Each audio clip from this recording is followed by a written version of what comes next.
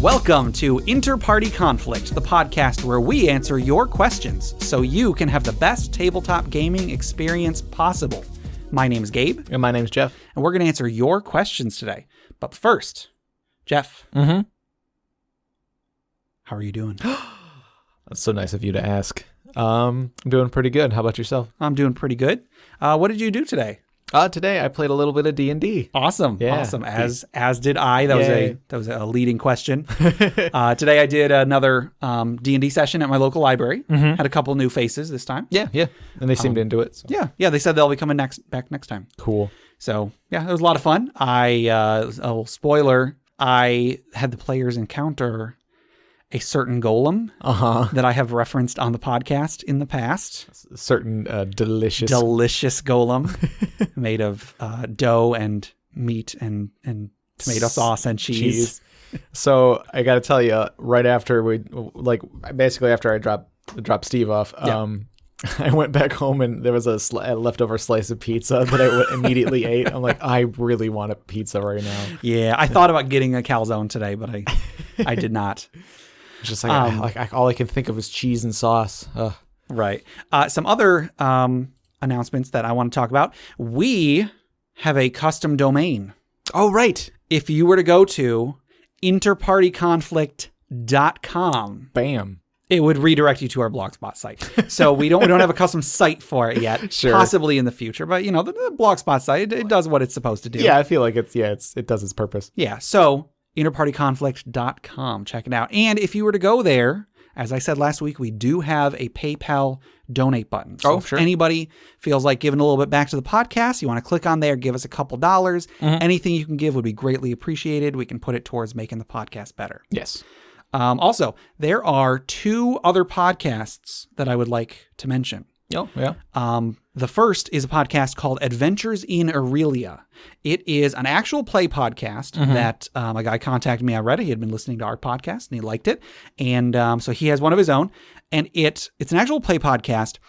One thing that I should mention before anybody listens to it is that the first couple episodes in particular, the sound quality is a little rough. From the sounds of it, they weren't planning on making it a podcast to begin with. They were just going to play D&D, and the DM decided, well, I'll just record it on my phone. Yeah. And then, then they later on decided to put online. They eventually got like an actual microphone and stuff, but they're having a lot of audio difficulties. But I just want to say, despite these audio issues, it's still enjoyable to listen to. The guy that makes it, he's a DM. He puts a lot of work into the post-production. So he has music that plays. He has sound effects. I mentioned previously Dicey Tales does the same thing. This guy does it even more. There's a lot of music, a lot of sound effects that really enhance the situation, the audio experience. Cool. I would much rather have a subpar recording that they've actually put work into and production into than a perfect recording that they just, hit record and then hit upload. Right, yeah. So I really enjoy Adventures in Aurelia. I think it's pretty good. They only update every I think it's like twice a month, I think. So, okay. A little slow to updating, but still, Sure. It's enjoyable to listen to. I recommend everybody check it out. Mm-hmm. And then the other one I want to talk about is called Crit Academy. They contacted me as well. They were following me on Twitter, and I gave them a listen. They are a similar type of podcast to us. Sure. So they every episode they have like a topic about running a game or about playing in a game that they go into in pretty good detail. I haven't got to them yet. I've listened to maybe 6 or 7 of their episodes. They go into, I believe, they have an episode for each class. Cool. In 5th edition, if I'm not mistaken. And so they go in depth to, like everything about whatever issue the episode is about. Also, every episode they close it out with an encounter idea, an NPC idea, a magic item idea, and then a tip for DMs and a tip for players. Mm-hmm. And one thing I think is funny is that every time they do the tip for players, they always start off with the tip being, don't be a dick. And then they go, and here's what we mean by that this episode. Sure. And so on. So they are a great podcast to listen to as well. So Adventures in Aurelia and Crit Academy, I recommend everybody go check them out. Yes. All right. Oh, and also, one more thing. Mm-hmm. Friend Quest. Oh, yeah. We've mentioned it before, but check that out on YouTube. Oh, yeah. Yep. Jeff and myself playing video games. Yep. Yeah, finished putting up the Tower of Doom. Tower of Doom. Yep. And then you started on Shadow over Mystara. Yeah. Should have the rest of those episodes out pretty soon. Cool. Yeah, it's a lot of fun. It was a lot of fun to play, and hopefully people have fun listening to them. Yeah. Yeah. All right. Well, do you want to go ahead and get into the episode? Yeah, sure. Let's get going. Okay. Now, Jeff, go ahead and give me a will save. Okay. With disadvantage, it's a 9. Okay. All right. So with that, you had disadvantage because you were hexed. Somebody hexed you and then made you make a will save, and you had disadvantage on it. Darn gypsies. I kind of think that's actually not how that works. Anyway, so you, I'll tell you what you were rolling for in a second. So you're going about your business, and then suddenly you notice that everything in your life is going really, really well. That girl that you're interested in, everything's going great with her. Your job, you just got a promotion. Sweet. Your family's doing well. You found $100 lying on the ground. You're doing so great. You're having this great life, and everything's going great. But then one day you notice that everything's going a little bit too great. Like you feel like maybe something's wrong with the world, and you go on this weird quest that involves finding out that you actually you're in some sort of like a mental simulation. Uh-oh. And it all happened because apparently a long time ago you were hit with a soul trap spell, and your soul was sucked out of your body and put inside a gem.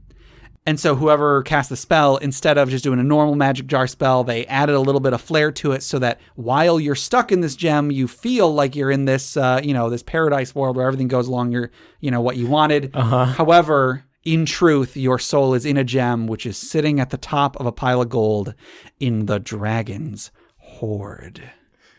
Oh, gosh.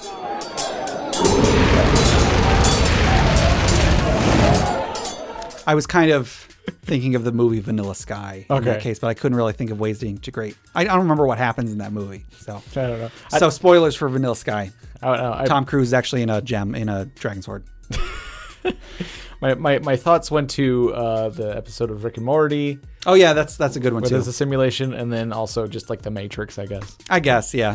But anyway, all fertile ground for coming up with Dragon's Hoard sure. intros. So the item that we're going to talk about in the Dragon's Hoard today was submitted on Reddit by Thomas. He was also the person that submitted the Cube of Patience, which I think it wasn't actually him that created it. I think it was his DM or one of the players in the group or something actually created these items. I think it's probably his DM. That would make the most sense.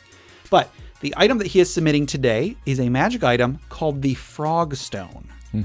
Similar to some of the items that we've had, this one has a few uses and it has a pretty strong theme. Yeah. So this Frog Stone, it is a small, flat, polished stone, greenish in hue, with a crude image of a frog carved on one side. It glistens slightly as if coated in some manner of slime, but no such coating can be felt. While held in the hand, the Frogstone grants the user the ability to jump half their movement speed forward or twice their height upward as a bonus action without an acrobatics check. Dang. So you can just, bam, jump several feet up, several feet forward as a bonus action. That's pretty cool. When held in your mouth, if you were to take the Frogstone, put it in your mouth instead, it grants you the ability to breathe underwater. Very cool. So two frog-like things. Well, technically, frogs can't breathe underwater. That is true. But that is true. I wasn't going to mention that. it just allows you to hold your breath for a very, very long time. There you go. And if you have 2 frog stones, so this is not a unique thing. If you have 2 of them, one in your hand and one in your mouth, the user is granted a +5 bonus to any athletics check for swimming. Cool. So you can swim pretty well too. The effects of the Frogstone expire as soon as it is removed from either location. When it is not kept in either location, it has no effect. So it doesn't do anything else. You can't like put it in your pocket and do something.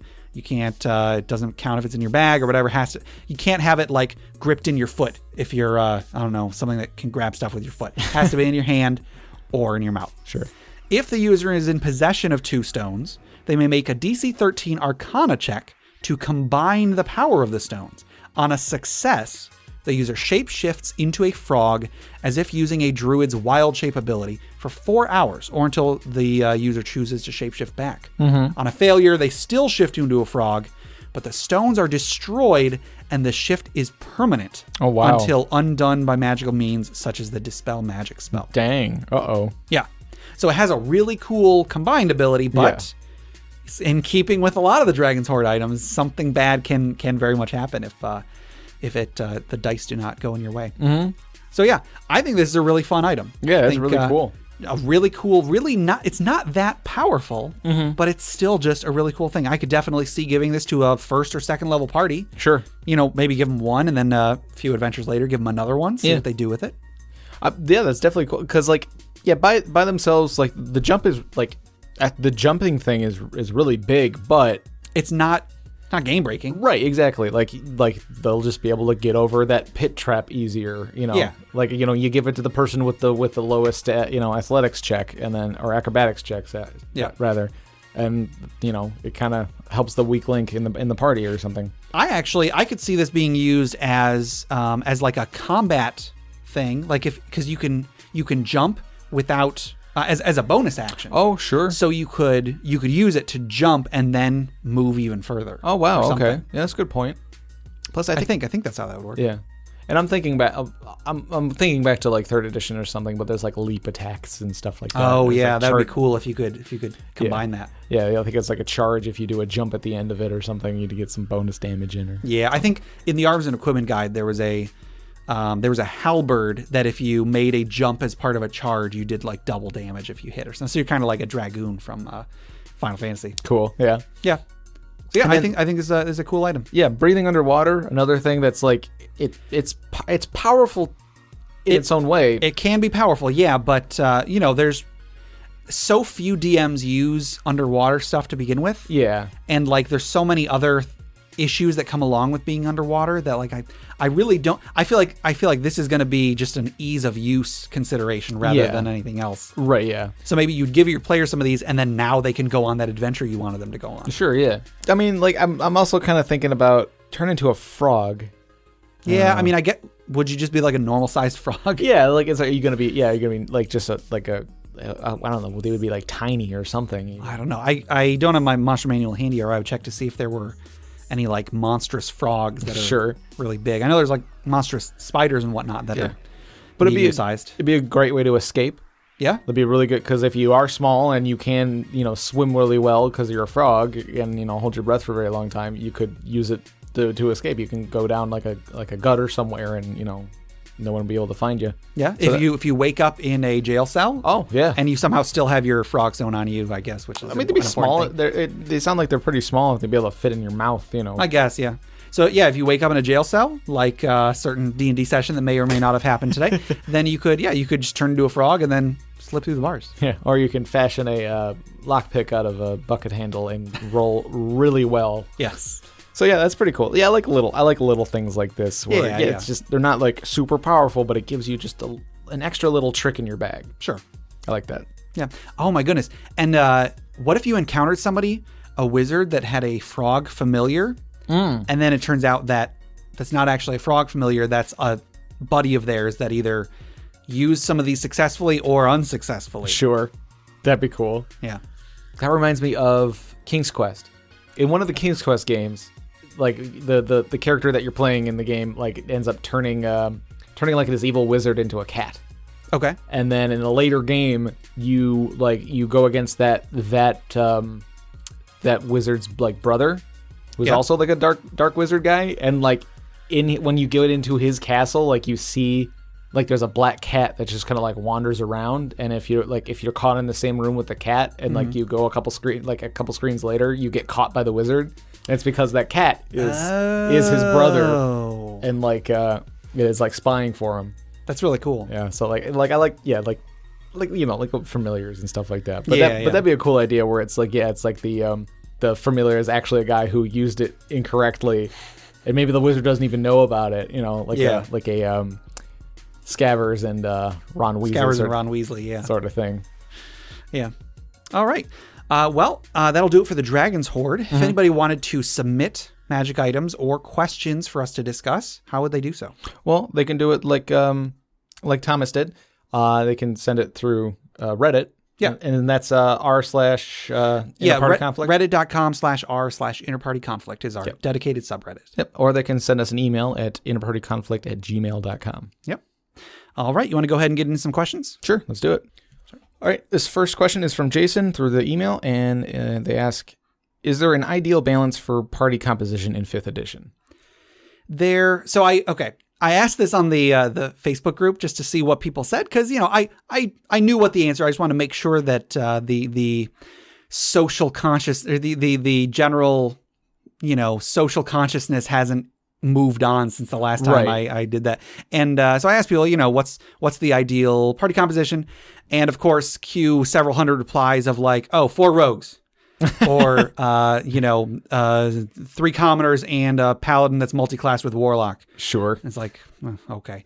But so in most versions of D&D, the typical party composition, like the expected party composition, consists of 4 people. Mm-hmm. Like a tank, a beefy fighter type, so a fighter, a divine spellcaster like a cleric, an arcane spellcaster like a wizard, and then a skill user / trap disarmer, such as a rogue. Right. So like those 4 archetypes have been pretty standard since 1st edition. Right. And that goes into like other games as well. Like, in like, I think the original Final Fantasy games, you have like the white mage, the red fighter. Well, there were a few different ways. Sure. I think the default was fighter, red mage, black mage, white mage. Sure. And then some people would switch out the red mage for a thief, but thieves are kind of garbage in the first Final Fantasy game. Oh, right. If anybody is ever going to play it. But, you can beat the game with literally anything. My personal favorite was 2 monks and 2 black mages, because you hurt for healing for a while, but then eventually you don't need weapons or armor anymore, and your monks do so much damage that you can kill the final boss in like 2 hits. Huh.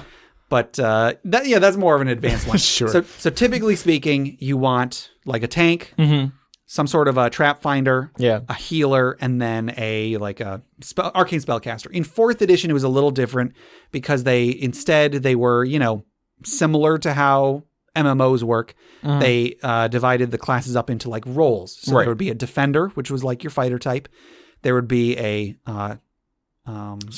striker, which is damage dealer, which was often like the rogue, although there was less of a focus on traps and such, and more of a focus on just dealing damage in combat. Right. And then a leader, which was a healer or a buffer, so like a cleric, and then a controller, which was usually like a wizard, but it was they would like give debuffs to enemies. They would affect how they would force enemies to position themselves in certain ways. So like they had area attacks and so on.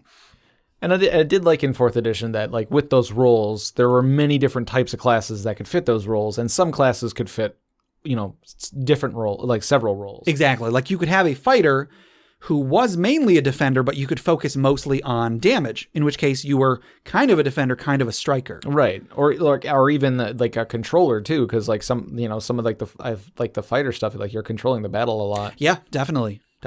Like you could have, there were ways to make a cleric that was a pretty good defender as well. Mm-hmm. There were ways that you could have like a cleric that was a controller. Mm-hmm. There was a lot of cross pollination. I don't know if that's the right way to put that, but there were a lot of ways to do it in 4th edition. But this question is about 5th edition. Sure. Now 5th edition does still, the same type of party composition is going to be good. You are going to be pretty well off if you do have a fighter, a rogue, a cleric, and a wizard. Mm-hmm. But there's a few differences in 5th edition. Number one, 5th edition, I believe, is meant, like the pre-written adventures expect you to have 5 players rather than 4. Mm-hmm. So that 5th player can really just kind of be whatever. You could easily get by without one of the other roles by having 2 of something else. So like maybe you don't necessarily need a tank if you have 2 damage dealers. Sure. Best defense is a good offense. Exactly. You could have like an extra healer. You could have like a bard. Bards are good at just about everything. Sure. There's a lot of ways to use that fifth slot, but also really 5th edition doesn't need anything. There are ways that you can get by with really kind of any party composition. If you don't want to play a healer, you don't have to. Everybody does have a way to heal themselves outside of combat a little bit. Sure. And you could, in 3rd edition, you had to have a rogue in order to disarm magical traps, for example. You don't need that in 5th edition. Anybody can disarm a trap regardless of the source if they roll high enough. Sure. So there's no necessity to have a specific class really at any point. Mm-hmm. And really, I think a big part of this is how responsive the DM is. Now, there's different ways to run a game in regards to party composition. You could say, okay, well, my party doesn't have a healer. Well, I'll teach them a lesson that they need to have a healer, and then just continue running it as you had intended beforehand. And, if they run out of healing, well, that's their own fault. That's a perfectly valid way to run a game. If you're running a pre-written module, that's probably the way it's going to happen. However, I personally think the best kind of DM is going to tailor his adventures to fit the party. Yeah. Now, that doesn't mean making it so the party is always going to excel, far from it. But if you know that your party doesn't have a healer, you might want to just find some way to supplement that a little bit by either giving them healing potions or, you could put an NPC in the party that can heal. I really don't recommend that. Yeah. But you can easily scale back the damage and instead increase the challenge in other ways, in other areas that the party, would be better equipped to deal with. Right. So you can definitely account for one role not being filled. Mm-hmm. But not every DM is going to do that. I don't think every DM necessarily should. I think every DM should do whatever they think is the best way. But I don't think that players should feel like they have to make the party a certain way. Right. Yeah. Yeah. Players you should let your players play how they want to play. Play whatever class and character they want to do. Now, I personally, when I'm playing a game, I do like to know what the rest of the party is, just so that there is more variety. Mm-hmm. But if I had a cool character concept, I won't necessarily shelve it just so I could play the role nobody else wants. Right. But if I hadn't decided on a character, if I find out nobody's playing a healer, sure, I'll play a cleric. I might play a cleric with a twist. Sure, yeah, absolutely. Or like if nobody is playing like a tanky character, I have no problem with playing a tanky character. I'll find some way to make that cool. Right. Yeah, because similarly with how I have a hard time picking a name for a character, just coming up with a character in general can be tough for me sometimes. So having that little extra, having not to have to make that decision fully, it makes it a lot easier for me. So yeah, if we are in need of somebody tanky, I'm like, okay, I'll work around that. I might find a little creative way to do it. Yeah, but I'll work around it. If nothing else, if you hear, oh, okay, Jay's playing a fighter and Steve's playing a wizard, then that at least narrows down what you can what sort of options you'll be looking at. Yeah, it might be overwhelming to be like, well, I could be any of these 12 classes, but if you can narrow it down to, well, these 4 aren't in the mix anymore, so. It might be an easier decision among those remaining 8. Yeah. But, a player should never feel bad about, picking a similar class to somebody else. Definitely. Yeah. Now, there were always times in 4th edition, I would always hear about somebody would post on a message board or whatever, like, I'm the DM and my party is 4 strikers. What do I do? And okay, well, you kind of... I don't know. I've never understood why people would want to play. I've never, the idea of a striker of just a damage dealer has never been interesting to me in D&D. Sure. But people did it. Yeah. I played a defender when we did 4th edition, and I remember being able to make it do plenty of damage, but still have all these cool other defensive abilities. Sure. So there's ways to be a good damage dealer, but not having that the only thing your character does. Yeah. But yeah, so if there are multiple of a certain class in a group, that's not a problem. No. Because I highly doubt the 2 characters are going to be the same regardless. Because there's so many options, so many factors that go into making a character. I guarantee you something about them is going to be different. Yeah. Might be that one of them focuses on skills, one of them focuses on combat. I mentioned Adventures in Aurelia. In that group, there are 2 rogues in the group, and both of them are pretty different. Okay. So that's not really going to be a huge issue. I suppose it can be. Yeah, it depends on the players. Exactly. Personally. Like, yeah, maybe they do have very similar ideas of what they want their character to be, and they kind of clash on that or something like that. Yeah. Like, oh, he's showing me up or something. I don't know. That can lead to role playing because you might have the two of them are constantly trying to one up each other. Yeah, sure. Yeah, that's turning the bad conflict into the good conflict. Exactly. Do you mean the interparty conflict? Ding. Yeah. So there isn't a required balance for party composition. However, there is an ideal one. The more bases you can cover, the better in general. So if you can cover, a fighter or a fighter type, like, a paladin or something like that, a fighter type, a roguish type, a cleric type, and a wizard type, then, I think your party will do pretty good. Yeah. There won't be many challenges your party has no answer for. Sure. It's a question of whether they can succeed at overcoming those challenges. That's a different issue. But if you didn't have an arcane spellcaster, there would probably be at least one situation where it's like, well, we don't have an answer for this, so we got to go try to find a way around it. It's interesting because even if you have a party that's like that composition where you have, one of each of those roles, like there will be times when like the healer gets knocked out of commission or something, or like it's like a whole person spell cast on him for like 80 rounds or something crazy. Sure. And so like in those moments, yes, it's like it's very dangerous, but it can be exciting because like you have to figure out how do we deal with this without that, without a healer. Like how do we deal with like fighting these guys when we don't have a healer? Maybe the answer is like, pick up the healer and run away or something. I don't know. Sure. So but sometimes it might just be better to have two healers, to have like maybe or at least somebody who has like some extra healing on the side or something like that. Right. So there's no perfect party composition. There isn't a perfect party composition, but like there's ways to make it as effective as possible. I'm sure. Yeah. You do want to try to have at least a little bit of everything. Yeah, just keep in mind that the game's about having fun. Yeah. And so play whatever character, is fun to you. Yeah. And that ties into our next question, which is from Relil. This was on N-World, and they ask, how do I figure out what sort of character works for me? Yes.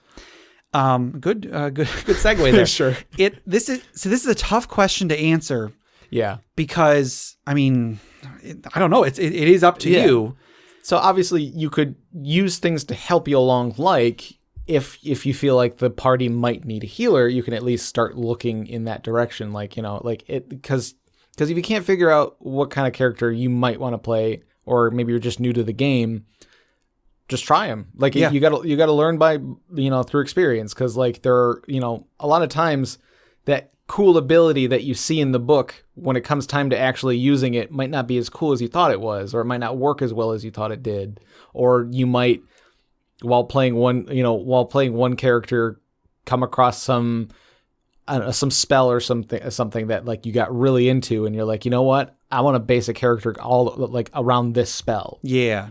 Yeah. So it's always hard, like, especially when an edition starts, when like a new edition comes out and you don't know how useful a certain ability is going to be. That's always makes it tough. But if you ever just try out a class for whatever reason, if you like it, if there's one part of the class you like, you might want to look into other classes that do something similar. Sure. And see if they have other abilities that you might like too. But yeah, like when I first started playing 4th edition, I think the first ever 4th edition character I had was like a wizard or something, because I tend to like wizardy types. But then I was in a group, and the guy who was playing the fighter was like, fighters are stupid. You can't make a 4th edition fighter that doesn't suck. And so I was like, that can't be true. So then I looked into how to play a 4th edition fighter, and I was like, this sounds really cool. And then I played it and I loved it. So even just if there's a reason to try out a class, you might really, really like it. Yeah. Now, another thing to keep in mind is, do you play a lot of video games? The answer is probably yes, if you're listening to this podcast. Yeah, more than likely. So look at what types of characters you play in video games. Sure. If you tend to like the melee type that gets right in there and blocks stuff and finds like a weak point and attacks it, that might be something that you like in D&D. Although maybe that means that you would like playing a rogue. It doesn't necessarily mean you would like playing a fighter. Right. There's lots of different melee types. You might, if you're like me and you tend to play wizardy types in video games, you might want to play a wizardy type in D&D. But again, that doesn't necessarily mean a wizard. Might mean a sorcerer. Might mean a warlock. Might mean, I don't know, an arcane or an eldritch knight or something like that, which is a fighter archetype. There's a lot in there. And so just look at what things you enjoy in other media and see what the best analog would be in D&D. Yeah. Base it off of, video game characters, or even just like characters from books or movies and our TV shows, like just to get you started on ideas of, where to go. Because, it can be hard figuring out what kind of character you want. And this is a little goofy, but I'm sure there's probably, if you go to Google and type in like, what D&D character am I or something. Sure. Fill out one of those stupid surveys and see what they tell you. It'll be a good starting point if nothing else. Yeah. There is that one site, and like, I can't remember what it's called, there's a lot of cursing in it. Okay. I can't remember, but it like generates like random quizzes and stuff. Well, no, it'll pull like from like pools of different things to pull together a character. Oh, I know what you're talking about. Dang it, I can't think of what it is. I'll put it in the show notes though. Yeah, but like, hold on, hold on. Okay. Several minutes later. All right. So there's this website where you can go and it's got a curse in it, but it's who the F is my D&D character.com. Yeah, I'll put it in the show notes so you can click on the link without us having to put an explicit tag on the podcast. So Gabe just pulled it up right now. So it's like an unpredictable halfling paladin from the long abandoned mines who hates riding horses. Yes. Like that, so like it's just really, it's just like just some ridiculous, I'm sure it's some like Markov chain of stuff, but it just randomly generates some like a sentence that gives you a funny character or an possibly interesting character. Right. And at the very least, even if you don't go with that specifically, you can build from it. Like you can at least get an idea like, oh, maybe instead of a halfling, he's a human or something like that. And then I'll go from there. And you can just like hit refresh and just keep getting ridiculous character concepts. Hit the next one. Okay. I want to see what it is. Motivated gnome rogue from a gnome run orphanage who keeps a blacklist. Okay. Oh, goodness. Let's get one more. Okay. A hateful tiefling cleric from the northern Icelands who always speaks in the third person. So, yeah, like... I want to play that character now. I do have a few that I generated from this that I've saved. I sadly don't have them with me, but they're good. They're okay. Good. So that's the answer to this question. How do you know what type of character is right for you? Go to whotheFismydndcharacter.com. Yes. But I mean, you just keep hitting the refresh until you find something you like. You know, you can just be there for hours. It's great. Now, sometimes I do spend a lot of time just going through that and like thinking of character ideas. Yeah. That's another thing. D&D character ideas come to me all the time. Yeah, absolutely. I'll just be like at work or listening to a podcast or something, and then just like one little thing will hit my mind, and I'll be like, that'd be a great D&D character. Mm-hmm. Just some ideas. I think I might have been listening to Crit Academy just this last week. I had an idea for a wizard that is super overweight. Okay. And most, if not all of his spells are designed to make things easier for him. So he just uses mage hand all the time. Uses mage hand all the time. He has like levitate, so he doesn't have to walk anywhere. Maybe, but at the same time, he's very charismatic. And so he's always able to get what he wants. Very good. And maybe like he has expeditious retreat, but it's like he has never used it or something. Something like that. Yes. So he's got like a scroll of expeditious retreat, but it's like old and wrinkled and like there's stains on it. It's like I've never had a use for this thing. Yeah.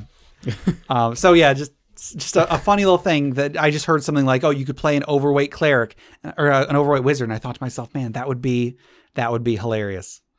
So there's lots of different ways to just get an idea for what kind of a character to play, but really play it. Mm-hmm. Even if you just want to, like, one thing you could do is just run some encounters.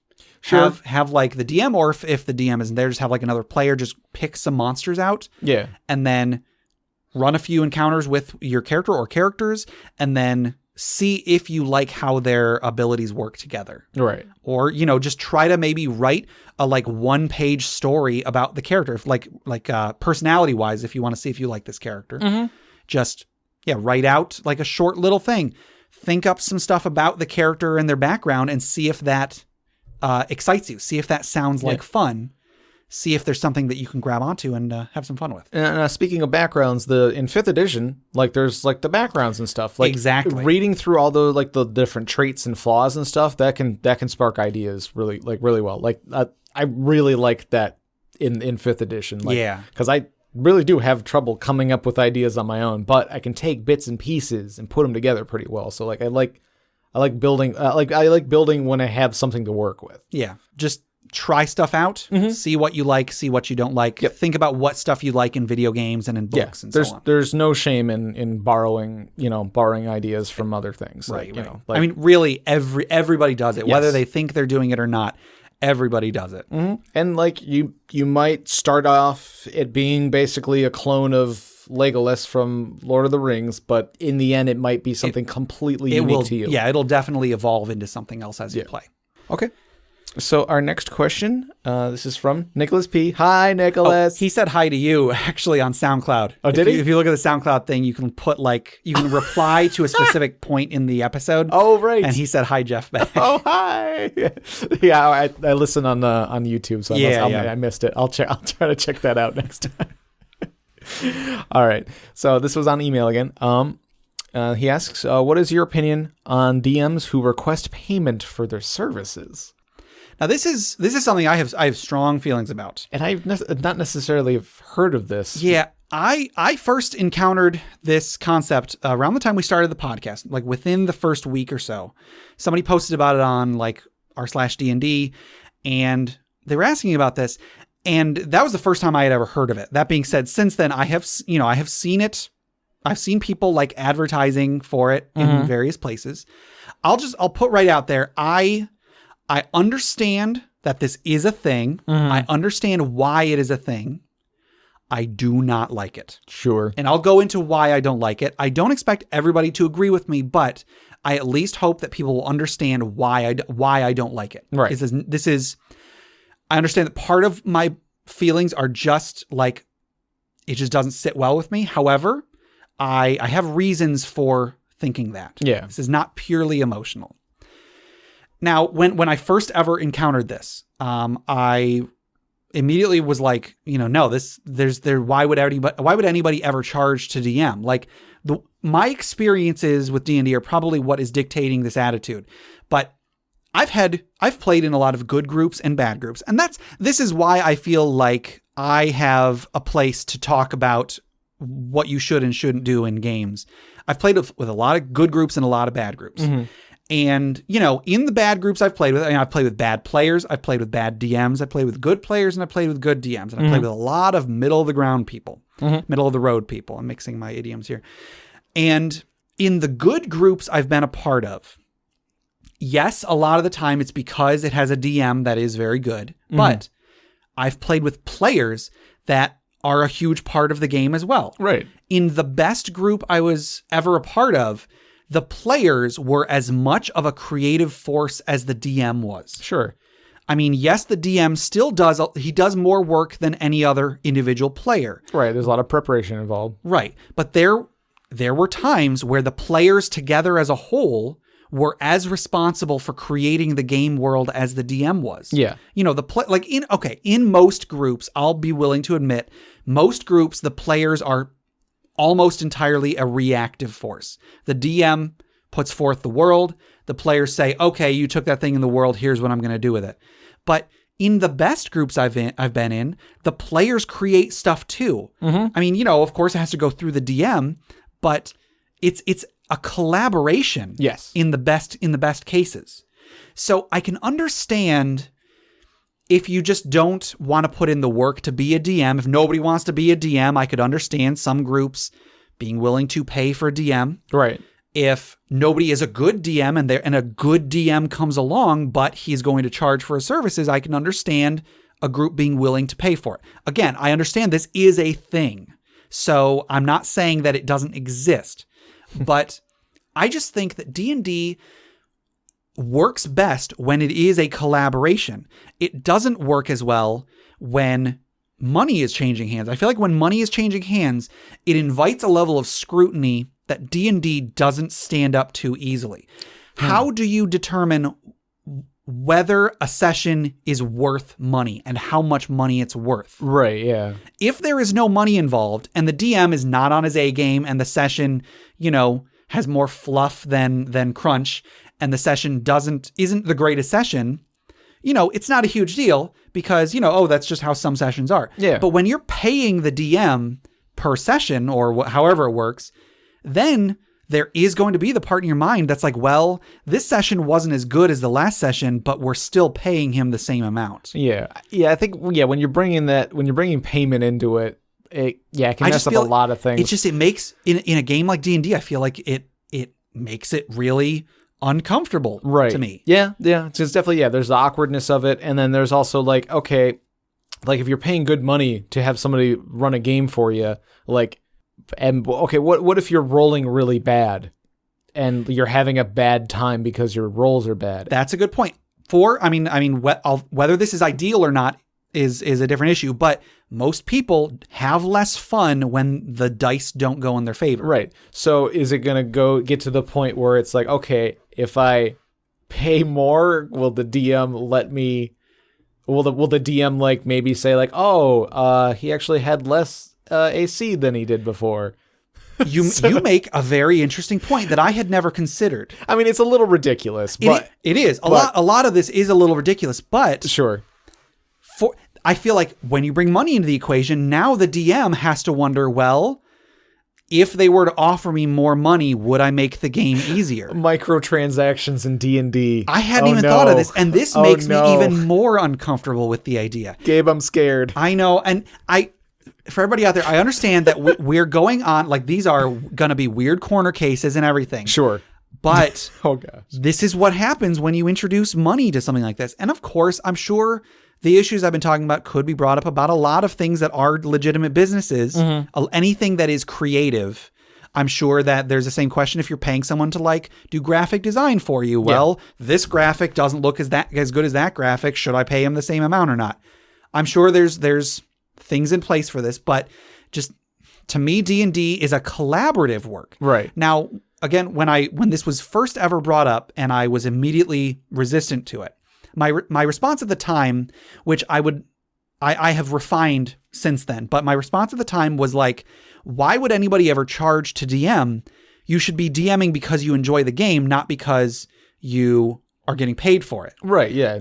You're playing a game as well. Exactly. And a different part of it. And that, I think a part of that is a little bit of a tangent, but a part of that is that anytime that I am doing something, whether it's D&D or whatever, because I have to and not because I want to, I notice that any creative process is going to be worse because I have to do it, not because I want to do it. Sure, you're gonna cut corners to exactly because now, you don't want to be doing it. Like I said, that's a tangent. That's not my main point. My main point was, so I said, like, why are you doing this? Shouldn't you be doing this because you want to, not because you're getting paid? Mm-hmm. And I posted this online, and of course, I got a lot of response that were like, well, what if an actor is enjoying doing it? Should Tom Cruise not charge if he enjoyed being in, X movie in The Mummy or whatever movie he's in? Or if Michael Jordan is enjoying playing basketball, should he not get paid for it? And I would just like to stop right there and say that is different. Sure. And I'll tell you why it is different. And I'll even bring up, I have gotten paid to DM when I ran a D&D thing at my library a bunch of years ago. I mentioned on like our first podcast, I got paid to teach some kids to play D&D. Yeah. That is also different. And here is why that is not a valid analogy. When Michael Jordan gets paid to play basketball, he's not getting paid by the team. Right. He is getting paid by the venue, who is making money off of his performance because an audience pays money to see him perform. And then the venue makes money off of that. They take that money and they pay Michael Jordan. Yeah, the other players aren't paying for him. Yeah, the actor is not paid by the rest of the people in the movie. Right. He is paid by, the producer or whatever, who then makes money from the venues who make money off of the audience. The important thing here is that in all these cases, there is an audience. When I taught people to play D&D at the library, it's because the library was paying me, because the more people that came to that, the more money they were able to generate from library-based fees. Sure. In D&D, like I said, in the ideal game, the players are not strictly an audience. Right. They have an impact on how the game goes. They have an impact on whether the game is fun or whether the game is not fun. How much of an impact they have, that's going to vary from group to group, from DM to DM. A really good DM, I suppose, could make a game fun even when some of the players are not the greatest. But the audience of a movie is in no way going to impact the outcome of the movie. They have no part whatsoever in the movie that plays out. Therefore, them paying the actor, in a roundabout way, is not the same as the other actors playing that actor. So it is not an adequate analogy to say that players playing the DM is the same thing as, Michael Jordan getting paid to play basketball. Sure. It is different. Yeah. Again, whether that means it is okay or not for DMs to get paid, that's not what that analogy doesn't prove that or disprove that. Right. I mean, I feel like I get the idea of getting paid to do something like DMing. Like if you are really good at DMing and you've spent years and years writing all these adventures or something, and you have all these ideas that you have, and you can even be reusing some ideas if they're your best ideas. Absolutely, yeah. Sure. And so you have all this preparation done and ahead of time, like you could just be a really good DM and people just might have a good time, playing playing your adventures or something like that. So I can see there to be like basically a market for good DMs. But but I really only see that as sort of just like it doesn't make sense for something like a full campaign or like something you do on the like regularly. It might be something like if you want to learn D&D, like with you, you teaching the kids and everything. Like if you want somebody to learn D&D, you could maybe pay for a DM to come in and teach them, and but that would be like a one-time fee sort of thing. That'd be like, that's not you setting up a campaign that's going to cost, $9.95 a month, right. Something like that. Yeah, I understand why it exists. Yeah. Being a DM is a lot of work. Yeah, absolutely. And I can definitely understand someone wanting to be compensated for the work that gets put in. Yeah, everybody wants to get you don't want to do, if you're good at something, don't do it for free, that whole thing. I know. But just like I was saying, the ideal D&D experience in my mind is largely collaborative. I, as a DM, I try to plan a lot. I try to plan more than I need to. Mm-hmm. But I love when a player has an idea or a player puts in even a small fraction of the work that I put in. The more work a player puts in, the more I love the game. Mm-hmm. And so this is going to sound ridiculous, but the question has to be asked: at what point is a player allowed to charge? Sure. Again, I know it's ridiculous, but if you're looking at the DM does this amount of work, therefore he should get paid this much. Mm-hmm.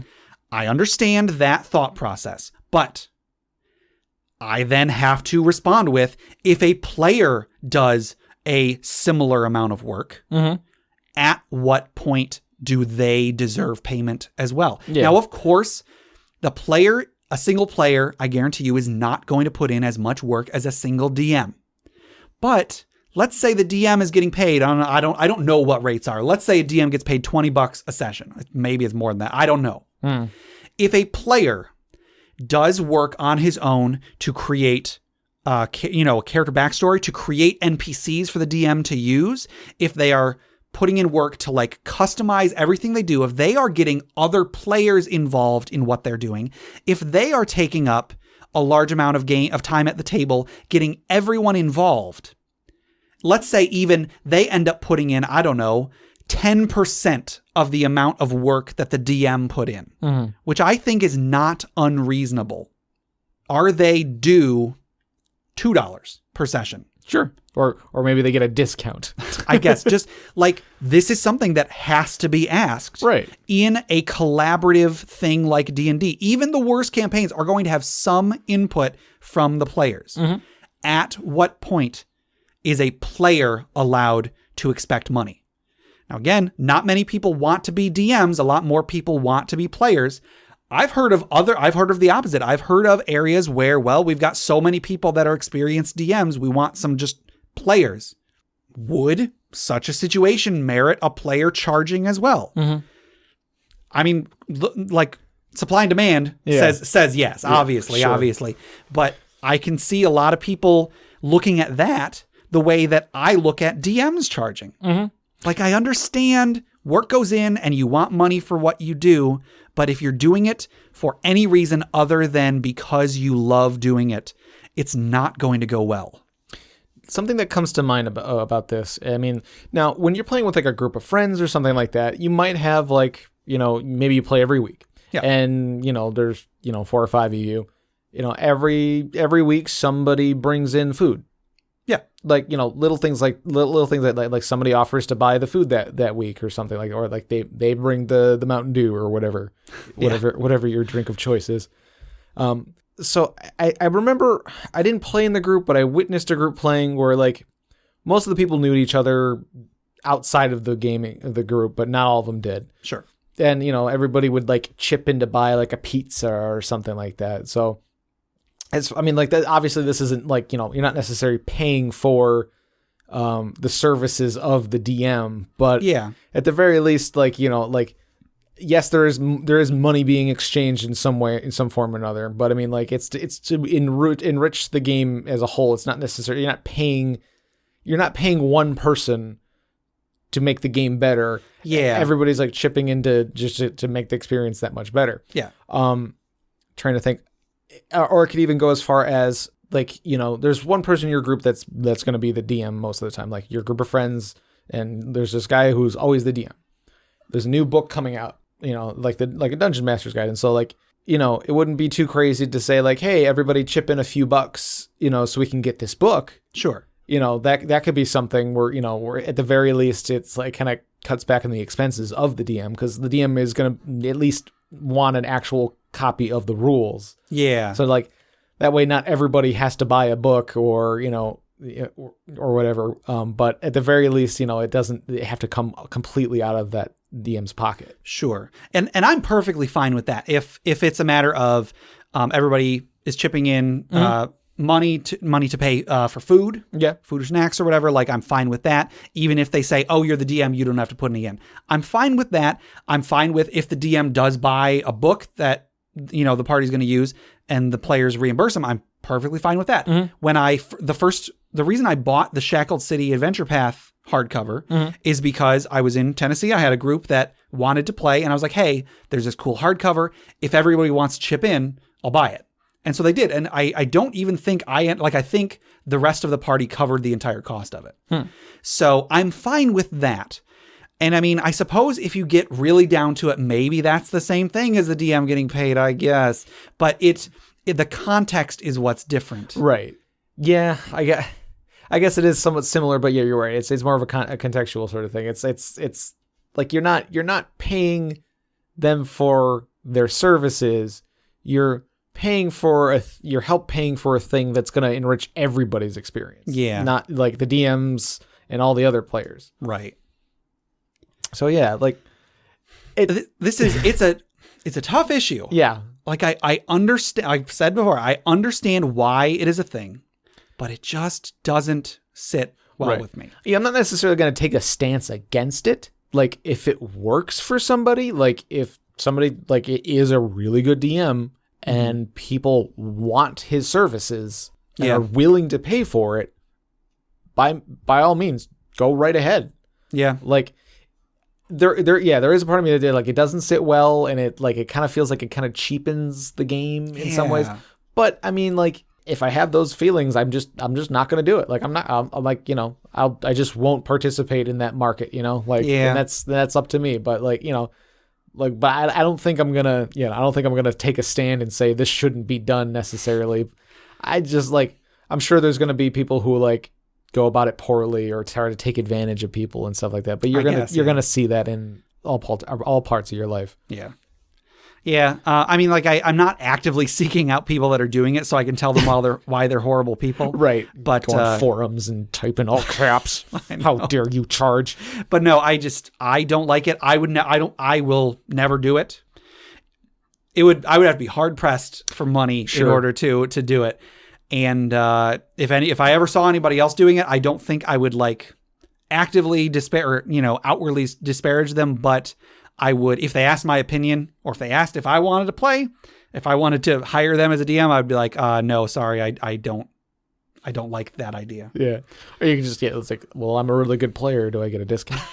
Right. And I mean, again, like every time I've mentioned, when does a player get to charge? I've mentioned that, and every time people are like, oh no, that's ridiculous. And is it? Is it? Exactly. It seems like a more of a stretch, but it's within the same realm of possibility. Exactly. So, yeah. Yeah. Yeah. I was hoping somebody would ask this on the podcast. I know I can always just bring in questions that I want. Cause I asked this as a discussion question when we first started the podcast on the subreddit. And, I gave my thoughts about it then, other people gave theirs and everything, but, yeah, I would it's good for me to have a platform to soapbox about my thoughts on the issue. Sure. If any of you listeners out there are a DM that charges, I'm sorry, I don't mean to imply that there is anything that you are a bad person. Just I think I don't like this. I don't like this idea, and I do think that it is bad for the medium. I am very likely wrong. I'm sure that time will tell that maybe this is just a market that some people take part in, some people don't. I mean, maybe if a DM like advertises himself, for his services. Like that might reach more people. Yeah. Like if somebody sees it as a service they can buy, they might be like, you know what, maybe I will do this. Like, cause like, if it's just some guy on a message board or something like that saying like, hey, do you want to come over to my house and play a game? Yeah. Not everybody's going to want to like go over to a stranger's house. Right. In their basement. I don't know if I want to do that. But if it's somebody who like, takes it as like a profession and like maybe like makes flyers and stuff for it because they have the funding, yeah. So it might be a way for it to reach more people. That's at least one way it could be positive for the game as a whole. I know it's but I mean, like, I don't think there's anything inherently evil or bad about it. But I just, it brings some awkwardness that doesn't need to be in a game that's, about having fun. Right. I don't know. I feel like when money comes into the equation, the game is no longer about having fun. Sure. It's now a business. Yeah, it's a job, it's a business, I don't know. Yeah. So, I mean, if anybody disagrees with me, I would honestly love to hear competing arguments. I'm not trying to say that my way of looking at it is the only way of looking at it. But, just if you feel as strongly as I do, but the opposite, please, by all means, contact me at InterPartyConflict@gmail.com. I didn't mean that to be a segue, but it is. Yeah. Please email us about any questions you have, any comments you have, any items you might have for the Dragon's Horde. Sure. Anything that you would love us to discuss, or anything, any mean names you would like to call me. Just please. Please email us and let us know. Yeah. Also, if you want to see show notes for this episode, or if you want to check out the running list of questions asked or important links, please go to our website, which is InterPartyConflict.com. Woo! You can also find us on Facebook, facebook.com/InterPartyConflict, or our subreddit at reddit.com/r/InterPartyConflict. We're also on Twitter @InPartyConflict. We're on iTunes, Google Play Music, Stitcher, YouTube.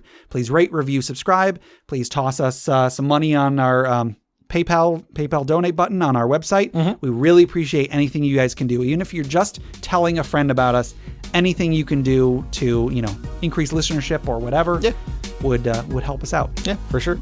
And our music is made by Boxcat Games from Nameless the Hackers RPG. And so, Jeff, until next time. Don't forget to tip your DM. No. See you next time. Bye.